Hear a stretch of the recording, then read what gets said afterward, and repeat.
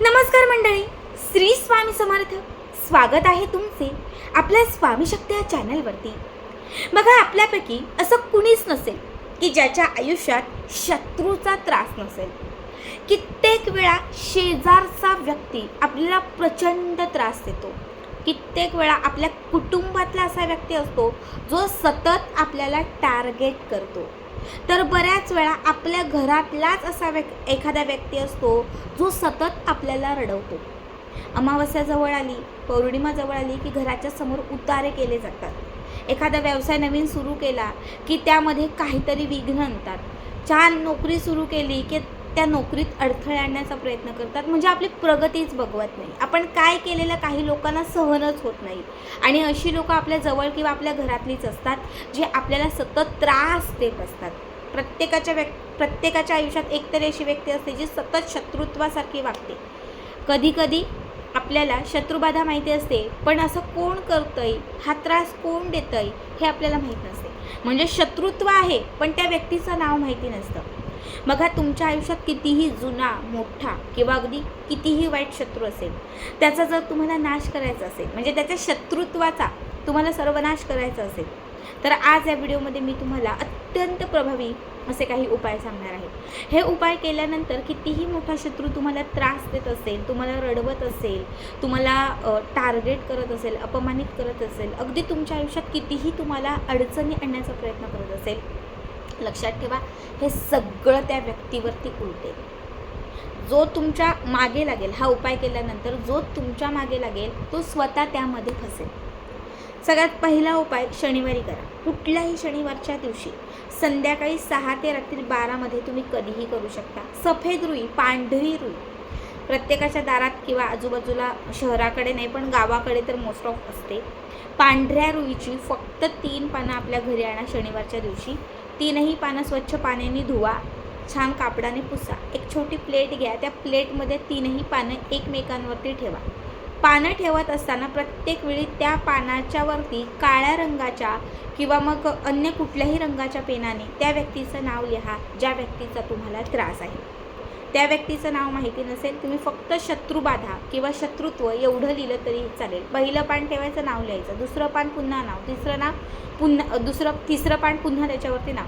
3ही पानं एकमेकांवरती ठेवली की 3ही पानं प्लेटमध्ये घराच्या दक्षिण दिशेला किंवा देवघराच्या समोर ठेवायची. आणि त्याच्यानंतर त्या पानाच्या वरती तुम्हाला एक अर्धा चमचा तूप घालायचं आहे. गाईचं, म्हशीचं, कुठलं पण चालेल. अर्धा चमचा त्या पानावर तूप घालायचं आहे. आणि त्यानंतर त्या तुपावरती 4 ते 5 भीमसेनी कापराच्या तुकड्या ठेवायच्या, म्हणजे भीमसेनी कापराच्या वड्या ठेवायच्या. आता हा कापूर पेटवायचा. त्या प्लेटमध्ये ठेवलेल्या पानांवरती हा भीमसेनी कापूर पेटवायचा, प्रज्वलित करायचा. जसा कापूर पेटेल, प्रज्वलित होईल, तसं त्यामध्ये थोडी थोडी मोहरी सोडायची. पिवळी किंवा काळी, दोघांपैकी कुठलीही मोहरी चालेल. मोहरी सोडायची. मोहरी सोडत असताना फक्त तुमच्या शत्रुत्वाचं नाव घ्या किंवा शत्रुत्व एवढं फक्त म्हणा. हा उपाय तुम्ही कमीत कमी 4 शनिवार केलात, म्हणजे 1 महिनाभर केलात. तुम्हाला सांगते, या 1 महिनाभरामध्ये तुम्हाला घरातील वातावरण पूर्ण बदललेलं दिसेल. पहिला शनिवार गेल्यानंतरच तुम्हाला अनुभव येईल. ज्या व्यक्तीसाठी हा उपाय केला होता ती व्यक्ती पूर्णतः तुमच्यासमोर शांत होऊन जाईल. आणि 4 शनिवारांमध्ये घरातलं वातावरणच अत्यंत पवित्र, शुद्ध होईल. घरात कानाकोपऱ्यात साठलेली नकारात्मकता घराच्या बाहेर चालली जाईल. हा पहिला उपाय मी स्वतः केलेला आहे. आता मी तुम्हाला दुसरा उपाय सांगते. दुसरा उपाय जो आहे, हा उपायसुद्धा तुम्हाला शक्यतो शनिवारी किंवा नाही शक्य तर मग इतर कुठल्याही दिवशी करायचा आहे. यासाठी तुम्हाला लागणार आहेत 7 अख्खे फूलवाले लवंग. प्रत्येकाच्या घरामध्ये फूलवाले लवंग असतात. बघा, फूलवाले लवंग हे शत्रुबाधा नाश करण्यासाठी, शत्रुत्व संपवण्यासाठी, सगळ्या नकारात्मक शक्ती नष्ट करण्यासाठी, आपला कितीही मोठा शत्रू असेल तर त्याला नमतं करण्यासाठी ही फूलवाली लवंग खूप महत्त्वाची मानली जाते. 7 फुलवाल्या लवंगा घ्यायच्या, शाबीत म्हणजे अख्ख्या फूल असणाऱ्या 7 लवंगा घ्यायच्या आणि एका वाटीमध्ये मध घ्यायची. घरातल्या कुठल्याही एका छान निवांत कोपऱ्यामध्ये आसन घालून बसण्यासाठी काहीतरी घ्या आणि आपल्या समोर एक मातीची पंती ठेवा.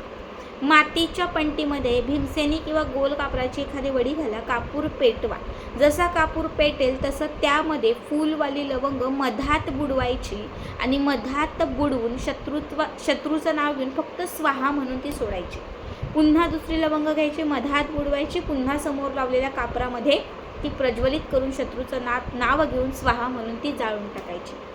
7ही लवंगा शत्रूच्या नावाने जर तुम्ही जाळल्या, तुम्हाला सांगते तुमच्या आयुष्यात जो कुणी तो शत्रू होता किंवा जो तुम्हाला त्रास देत होता, ज्याच्या नावाने तुम्ही त्या जाळलेल्या आहेत, तो कधी आयुष्यात तुमच्याकडे तोंडवर करून बघणार नाही, तुमच्या मागे लागण्याचा विचारसुद्धा करणार नाही. आता मी तुम्हाला तिसरा उपाय सांगते.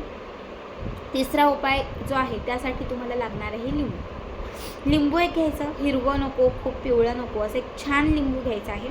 जे लिंबू तुम्ही घेतलेलं आहे त्या लिंबाच्या वरती तुम्हाला एका बाजूला तुमचं नाव लिहायचं आहे आणि दुसऱ्या बाजूला तुम्हाला तुमच्या शत्रूचं नाव, कारण तुम्हाला तुमचा शत्रू संपवायचा आहे म्हणून एका बाजूला तुमचं नाव, दुसऱ्या बाजूला शत्रूचं नाव लिहत असताना तुमचं नाव लाल रंगाच्या पेनाने आणि शत्रूचं नाव काळ्या रंगाच्या पेनाने लिहायचं. यानंतर तुम्हाला एक लोखंडी खिळा किंवा लोखंडाची तार किंवा अशी लांब तार असते बघा, कुठल्याही धातूची चालेल, चांदी वगैरे सोडून कुठल्याही धातूची एक तार घ्या. आता ही घेतलेली तार किंवा लोखंडाची जी वस्तू घेतलेली आहे ती सगळ्यात पहिले तुम्हाला तुमच्या नावावर टोचायची आहे.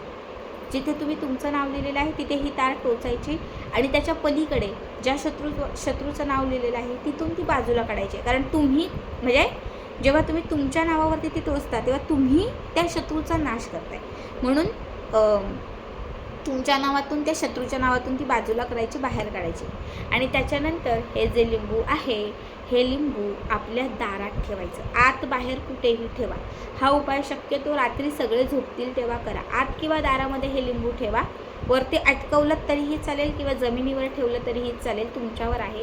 सकाळी सगळ्यांच्या अगोदर उठायचं आहे, लवकर उठा. उठल्यानंतर सगळ्यात पहिले हे लिंबू जे आहे ते घराच्या बाहेर घेऊन जा. घराच्या बाहेर घेऊन जा. जिथे मोकळी जागा असेल किंवा एखादं शेत असेल, पडकी जागा असेल, त्या ठिकाणी हे लिंबू फेकून द्या, टाकून द्या. घरात येऊन स्वच्छ अंघोळ करा. कुणाला कळलंच नाही पाहिजे तुम्ही हा उपाय केला आहे. हा उपाय पुन्हा पुन्हा करण्याची गरज नाही, फक्त एकदा करा. हा उपाय तुमच्या आयुष्यात तुम्हाला ज्या शत्रूचा त्रास होता किंवा जे तुम्हाला त्रास देत होते त्या प्रत्येक शत्रूला तुमच्या आयुष्यातून दूर करण्यासाठी अत्यंत हा उपाय तुम्हाला प्रभावी ठरेल. खूप साधे सोपे 3ही उपाय आहेत. तिघांपैकी कुठलाही एक करा, नक्की करा.